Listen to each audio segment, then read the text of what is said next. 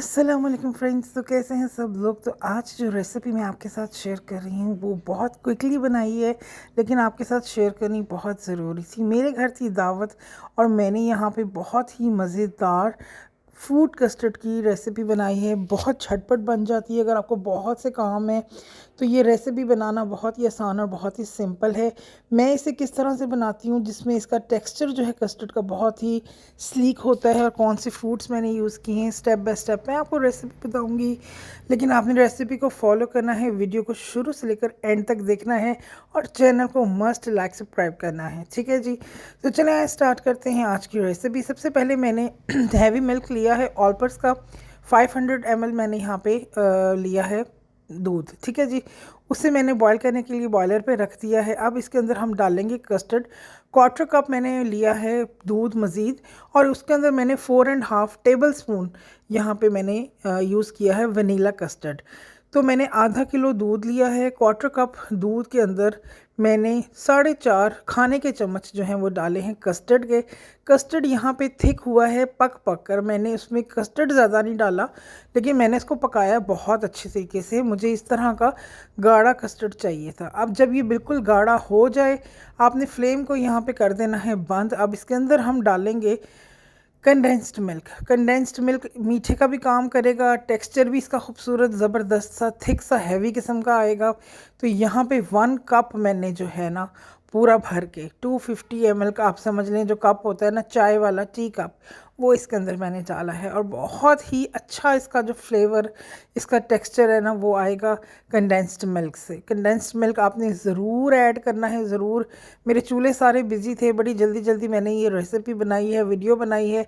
कोई गलती हो गई हो तो माफ़ी चाहती हूँ आपसे, लेकिन ये कि स्टेप बाय स्टेप मैंने आपको ये सारी रेसिपी एज़ इट इज़ ही दी है जिस तरह से मैंने ये बनाई है। हाँ, थोड़ी क्विकली बनाई है, तो उम्मीद करती हूँ आपको रेसिपी पसंद आएगी, समझ आएगी। यहाँ पे हम इसको कवर कर देंगे 1 घंटे के लिए।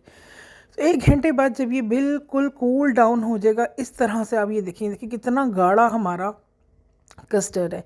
एक चीज़ हमेशा याद रखिएगा, फ्रूट कस्टर्ड जब आप बनाएं तो इस तरह का कस्टर्ड आपका गाढ़ा होना चाहिए।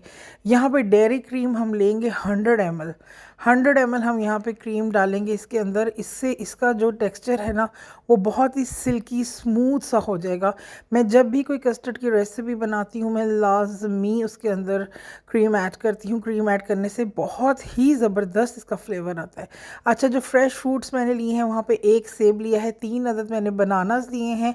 स्ट्रॉबेरी मैंने यहाँ पे ली है 150 ग्राम यहाँ पे मैंने लिया है। और यहाँ पे मैंने हाफ टिन लिया है बड़े वाला मिक्स फ्रूट का, जिसके अंदर पाइनएप्पल है, जिसके अंदर कोकोनट है, पपाया है, चेरी है। तो मैंने इसको छान लिया था अच्छी तरह से, कोई पानी वगैरह देखें इसके अंदर बिल्कुल भी मॉइस्चर नहीं है। आपने भी इसको छाननी से छान लेना है बिल्कुल अच्छे तरीके से, और आपने इसके अंदर ये फ्रेश फ्रूट्स भी डाल देने हैं। मैं इसके अंदर कीवी भी डालती हूँ, लेकिन कीवी मुझे नहीं मिली, तो आप चाहें तो कीवी भी डाल सकते हैं। बहुत अच्छा टेस्ट आता है उससे, और एक कलर भी अच्छा आ जाता है, ग्रीन कलर। तो यहाँ पे अब हम इन सब चीज़ों को अच्छी तरह से मिक्स कर लेंगे। आप एक चीज़ नोट करें कि जितना कस्टर्ड है उससे भी ज़्यादा मैंने इसके अंदर फ्रूट डाला है। रमज़ान शरीफ में अगर आपके घर हो अफ्तारी और आप इसके अंदर ये वाली रेसिपी बनाएं तो बहुत ही ज़बरदस्त बनेगी। यहाँ पे आप इसकी लुक देखें कितना ज़्यादा इसके अंदर फ्रूट है। कस्टर्ड भी बहुत थिक है, बहुत ज़बरदस्त है। कुछ फ्रूट मैंने अलग से साइड पे रखा था इसके ऊपर थोड़ा डेकोर करने के लिए।